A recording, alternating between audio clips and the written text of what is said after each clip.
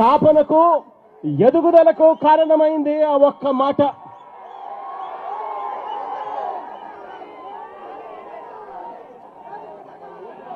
ఆ ఒక్క మాట నా కుటుంబ పరిస్థితులను మార్చింది. ఆ ఒక్క మాట రాష్ట్రంలో దిశ మార్చింది. ఆ ఒక్క మాట వైఎస్ఆర్ కాంగ్రెస్ పార్టీ అంకురార్పణకు శ్రీకారం చుట్టింది.